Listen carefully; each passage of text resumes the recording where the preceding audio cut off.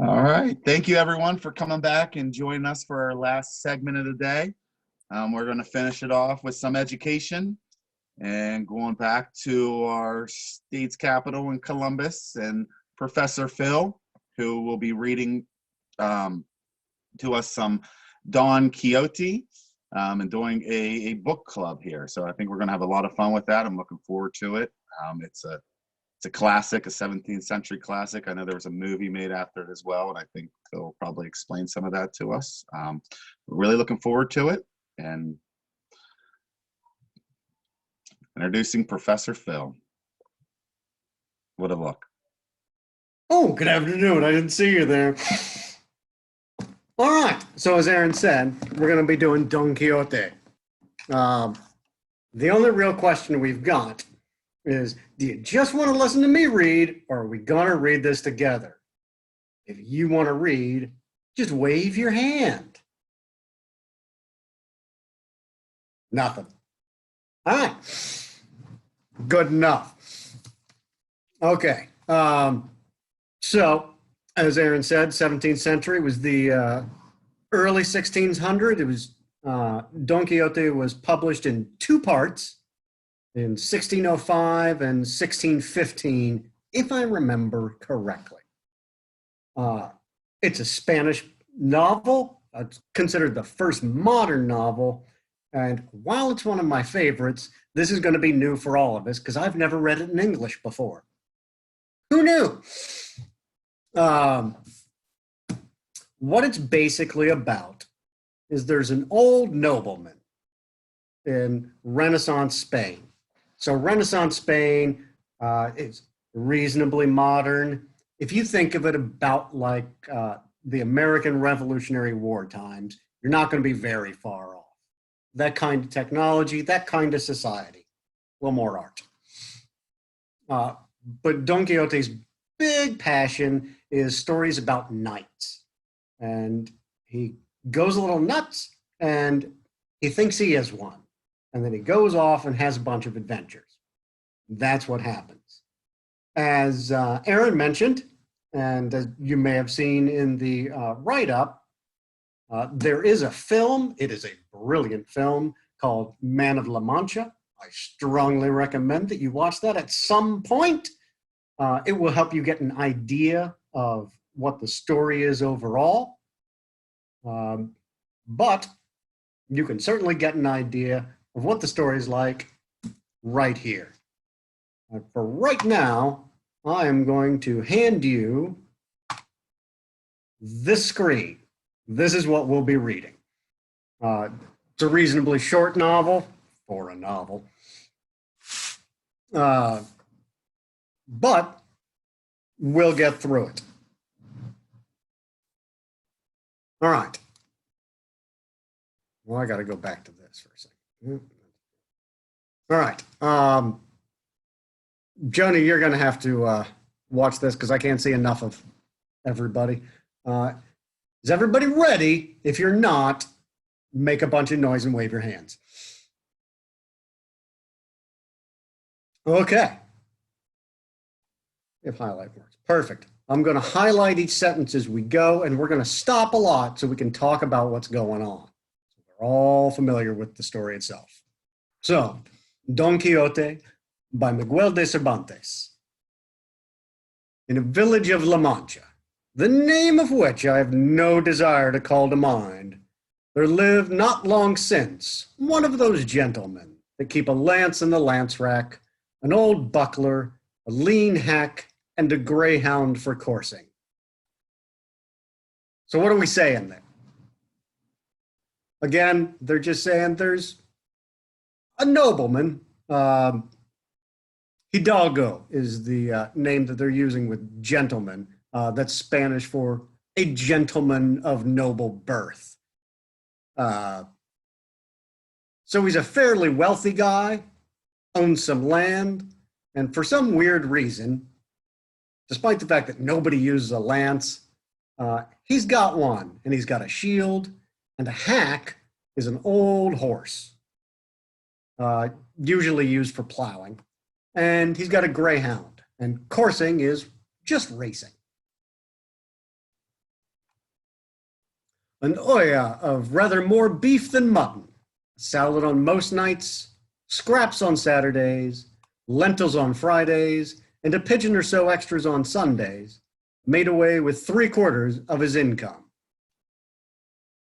Again, an olla is traditional Spanish, basically a casserole. The best way to think of it. A lot more rice than what we would put in a casserole, but still. And this just describes what he spends his money on.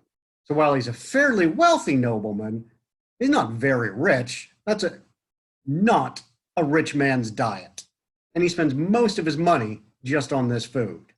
So he's wealthy in land, and he has a nice house, and he can feed himself, but it's not like he's got all the money in the world.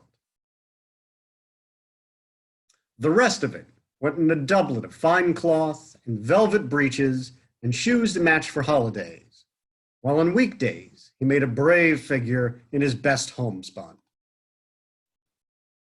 Again, he's got money, but not a lot. He's got a nice suit that he goes and wears on his holidays, but most of the time it's really cheap clothes. The equivalent of jeans and a t-shirt. He had in his house a housekeeper past 40, a niece under 20, and a lad for the field and marketplace, who used to saddle the hack as well as handle the billhook. I think that's fairly easy to understand there.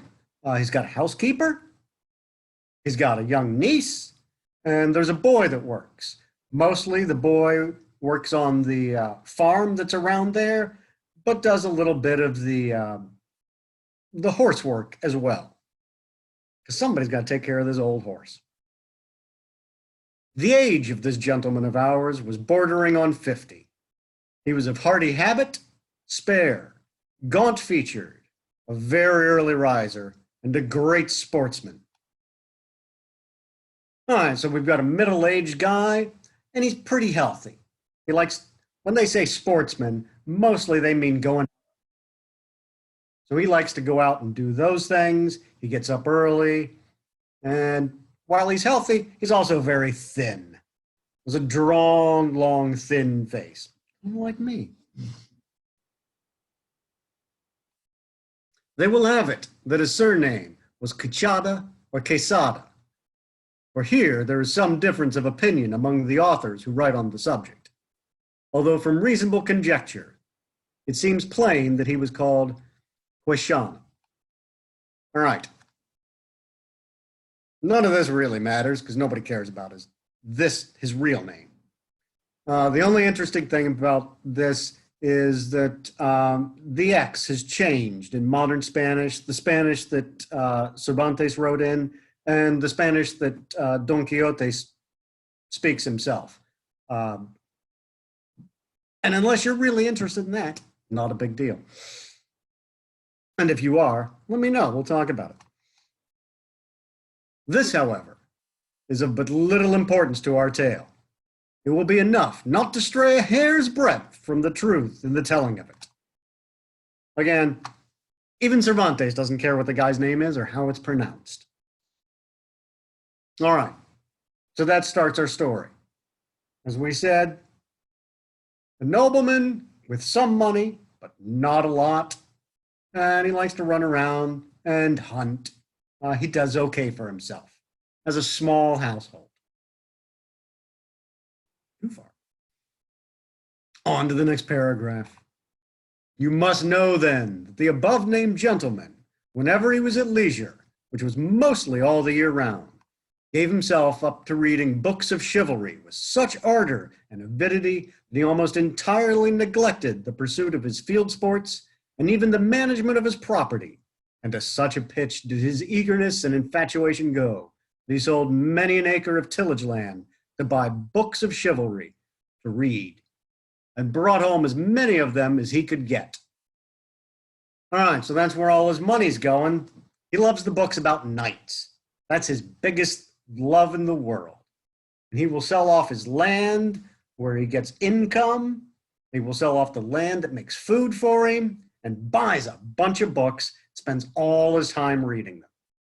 And despite the fact that he really enjoys riding his horse and hunting and going out and doing stuff, which was a really big thing for noblemen of that time. That was what you were supposed to do.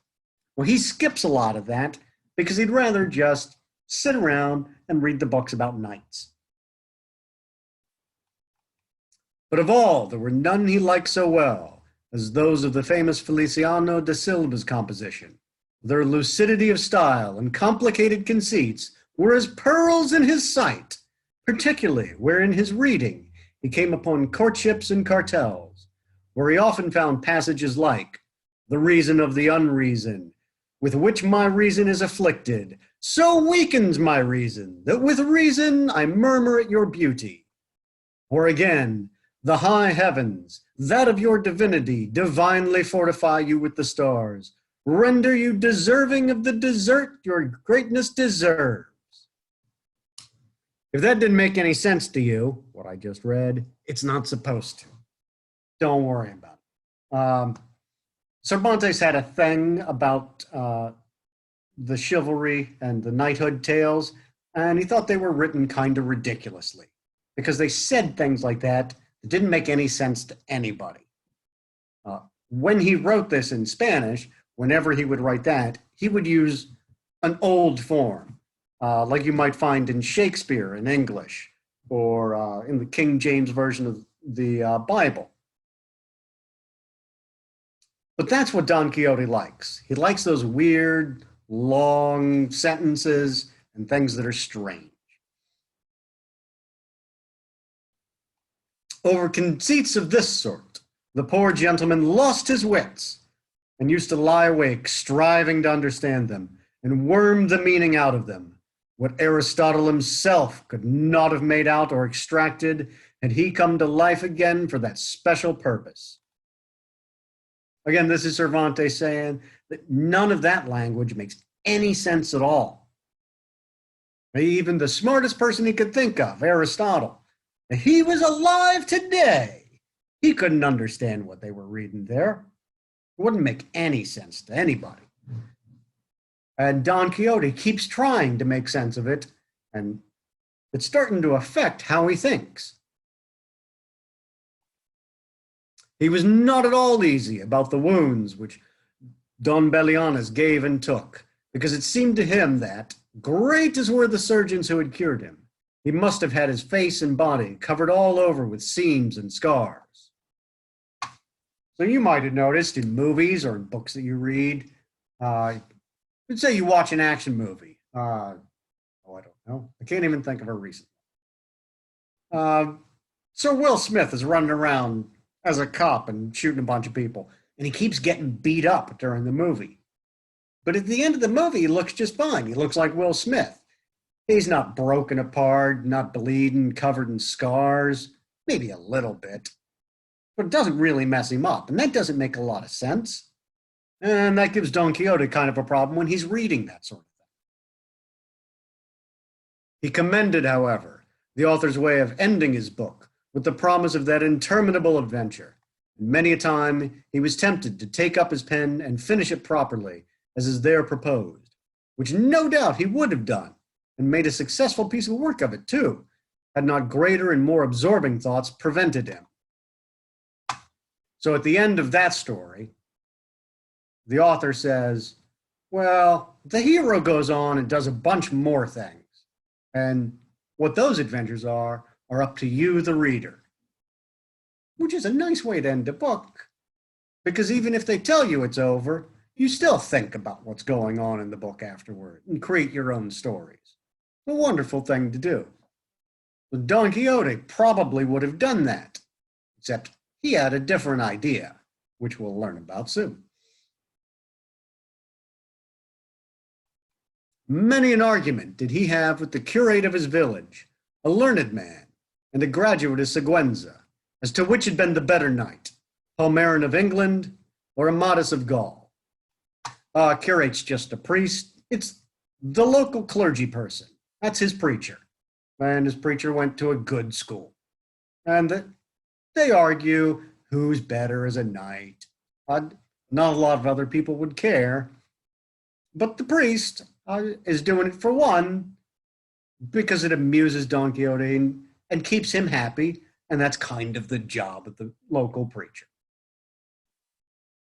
Master Nicholas, the village barber, however, used to say that neither of them came up to the Knight of Phoebus, and that if there was any that could compare with him, it was Don Galaor, the brother of Amadis of Gaul, because he had a spirit that it was equal to every occasion, and was no finikin knight, nor lachrymose like his brother, while in the matter of valor he was not a whit behind him. So the barber also has some opinions here. When we say lachrymose, we mean crying. So this knight that the barber likes is not very finicky, that's what finikin means, and he doesn't cry a lot like his brother. His brother would get upset about his lost love, or that someone was in danger, and he would cry. And the barber doesn't like that. Although many of the tales of knighthood have that sort of thing, and they were much enjoyed by those people. In short, and again, this is Don Quixote here, in short, he became so absorbed in his books that he spent his nights from sunset to sunrise, and his days from dawn to dark, poring over them. With what little sleep and much reading, his brains got so dry that he lost his wits. And he spends all his time reading, does nothing else. And Cervantes says that he read so much that he entirely lost his mind. His fancy grew full of what he used to read about in his books: enchantments, quarrels, battles, challenges, wounds, wooings, loves, agonies, and all sorts of impossible nonsense. And it so possessed his mind that the whole fabric of invention and fancy he read of was true, that to him no history in the world had more reality in it. So Don Quixote believes that all these tales of knights and fanciful things in fantasy, St. George and the Dragon, King Arthur, things like that, he believes that they're true, which they are not. There aren't any dragons that we found. Move down a bit more. There we are. Nope, that's too high for me. Here we go.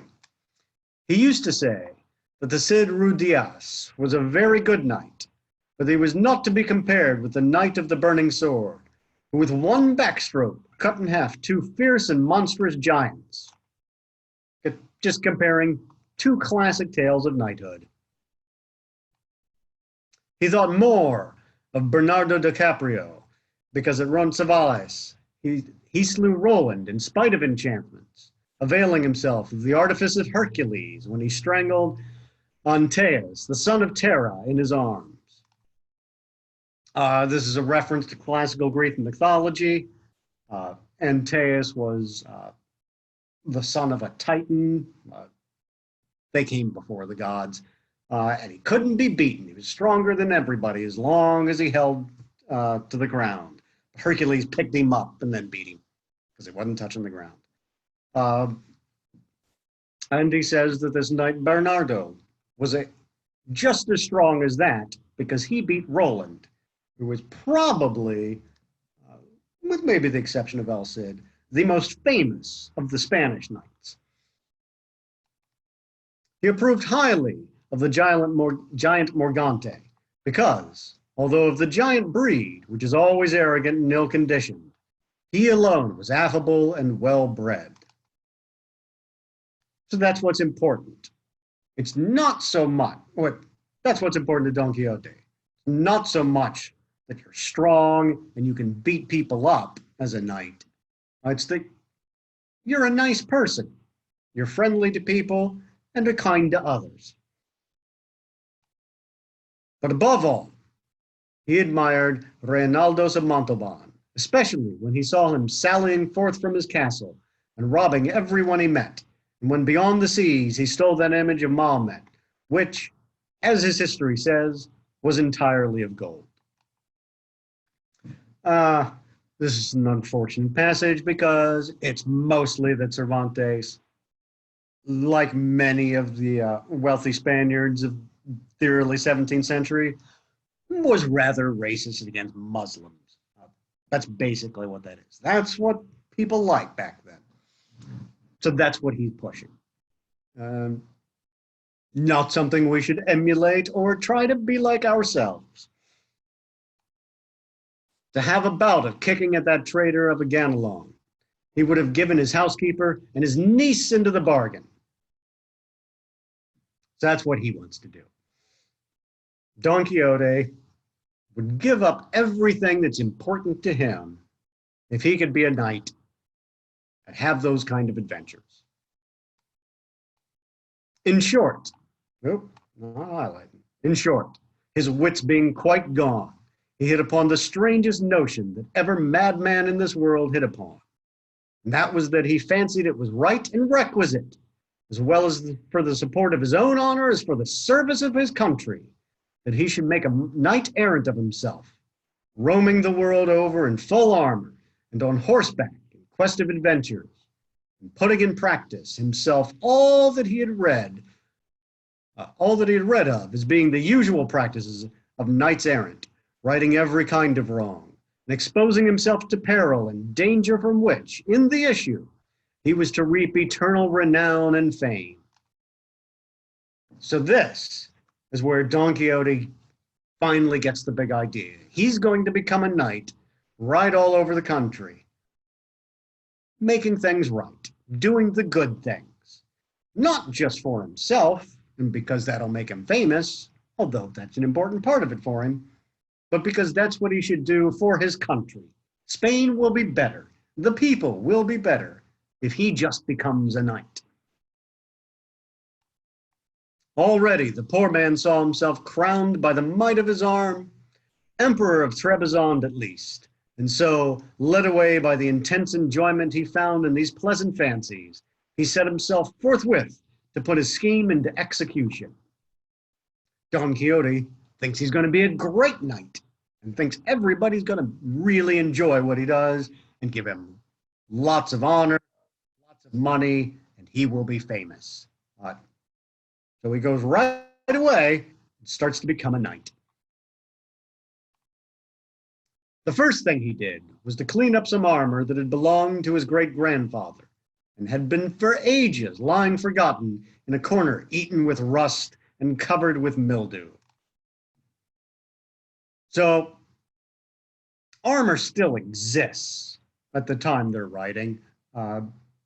His great-grandfather wasn't a knight, almost certainly. That's still a little early, maybe at the very end of it. But for the guns that they had at the time, a nice solid steel breastplate would stop a lot of those bullets. So that helps. He's got that. He's going to clean it up. Nobody's done anything with it because nobody wears this much anymore. Spain's at peace.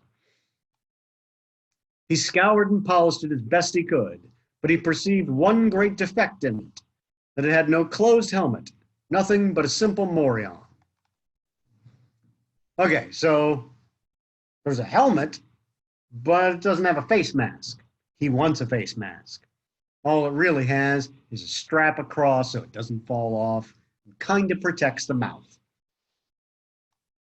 This deficiency, however, his ingenuity supplied, for he contrived a kind of half-helmet of pasteboard, which, fitted onto the morion, looked like a whole one. So Don Quixote doesn't have the full face mask, but he's got basically some cardboard. So he takes the cardboard, sticks it onto the metal helmet. He says, well, that looks enough like a helmet. That'll work. It is true that, in order to see if it was strong and fit to stand a cut, he drew his sword and gave it a couple of slashes, the first of which undid in an instant what had taken him a week to do. Again, it's cardboard. It's not going to stop anything. He took a sword, smacked it, and destroyed the whole thing. So he had to do it again. The ease with which he had knocked it to pieces disconcerted him somewhat, and to guard against that danger, he set to work again, fixing bars of iron on the inside, until he was satisfied with his strength. And then, Not caring to try any more experiments with it, he passed it and adopted it as a helmet of the most perfect construction. Cardboard, as Don Quixote found, doesn't help when you get hit with a sword. So he's got some iron sitting around, and he just puts some bars in there, kind of like a hockey goalie's mask. And I think they all wear that now. The shield part, anyway. So that's what he's got. It's still got the cardboard on it that does most of the work. He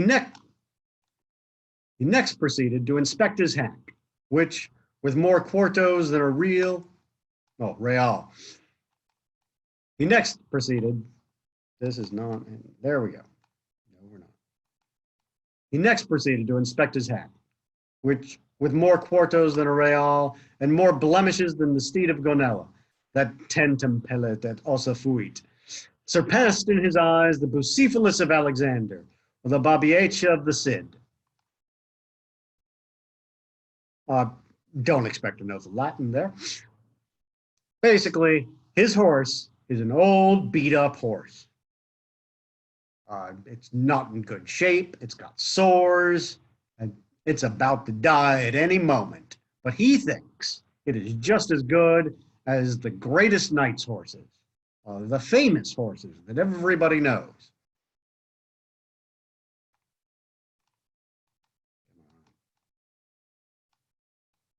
Four days were spent in thinking what name to give him, the horse.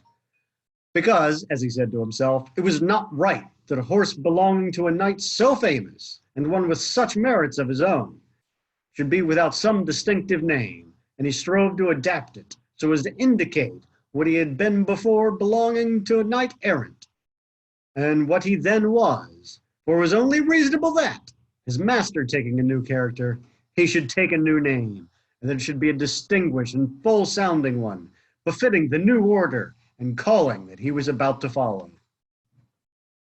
So despite the fact that it's an old beat-up horse, Don Quixote wants to give the horse a very fancy name, because he's a fancy knight and needs a fancy horse. And so, there we go. And so, after having composed, struck out, rejected, added to, unmade, and remade a multitude of names out of his memory and fancy, he decided upon calling him Rocinante, a name to his thinking, lofty, sonorous, and significant of his condition as a hack before he became what he now was, the first and foremost of all the hacks in the world.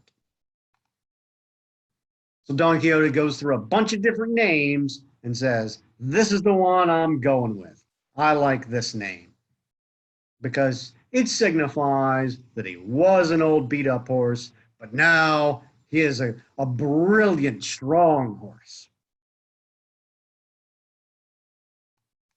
Having got a name for his horse so much to his taste, he was anxious to get one for himself, and he was 8 days more pondering over this point, till at last he made up his mind to call himself Don Quixote, whence, as has already been said, the authors of this veracious history have inferred that his name must have been beyond a doubt Quixote and not Quixote, as others would have it.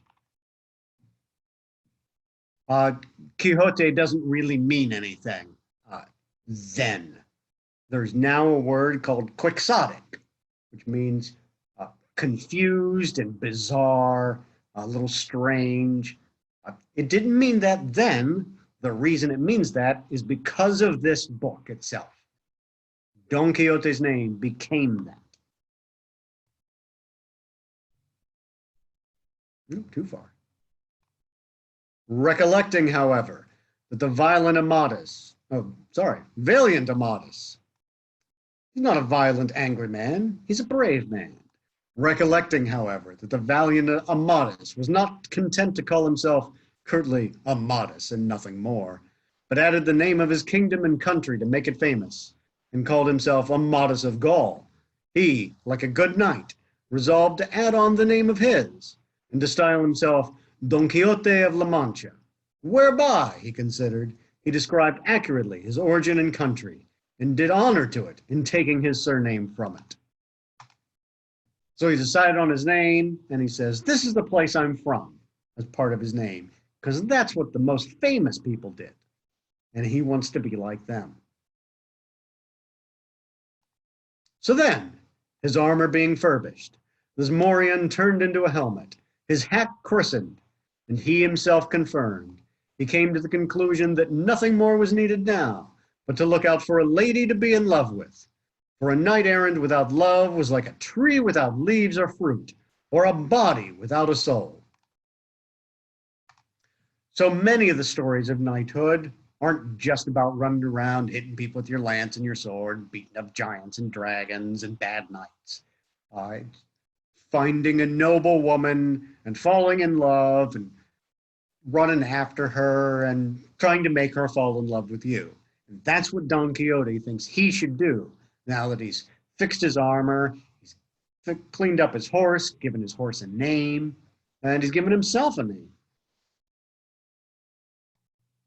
As he said to himself, "If, for my sins or by my good fortune, I come across some giant hereabouts, a common occurrence with knight-errant, and overthrow him in one onslaught, or cleave him asunder to the waist, or, in short, vanquish and subdue him, will it not be well to have someone I may send him to as a present, that he may come in and fall on his knees before my sweet lady, and in a humble, submissive voice say, 'I am the giant Caraculiambro, lord of the island of Malindrania, vanquished in a single combat by the never sufficiently extolled knight Don Quixote of La Mancha, who has commanded me to present myself before your grace, that your highness dispose of me at your pleasure.'" So what he really wants is some woman that he can fall in love with, and when he beats people up, he'll send them to her, and they work for her now. That's his plan. Fairly common thing again in the stories of knights that he enjoyed so much. Oh, how our good gentleman enjoyed the delivery of this speech, especially when he had thought of someone to call his lady. Really, that's what Don Quixote likes. He likes this fancy, flowery language. He wants to talk in it. And so he keeps practicing.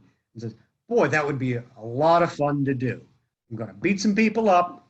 I'm going to make a great speech for them to give to the lady I love when I find her, and they can work for her. It'll be a great time. There was, wrong thing. There was, so the story goes, in a village near his own, a very good-looking farm girl, with whom he had been at one time in love, though, so far as is known, she never knew it, nor gave a thought to the matter. So nearby, there's a peasant girl. Remember, he's a noble, even if he's not a very rich one, and it's not very likely that he would be dating a girl that works on a farm.